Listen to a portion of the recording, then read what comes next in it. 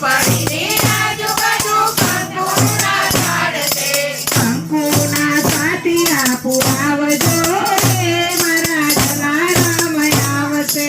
કંકુના પાટિયા પુરાવજો રે મારા જલારામ આવશે. જંગલમાં ઝૂંપડી બનાવશું રે મારા જલારામ આવશે. જંગલમાં ઝૂંપડી બંધાવજો રે મારા જલારામ આવશે. એ ઝૂંપડીની આજુબાજુ મોતીના ઝાડ છે.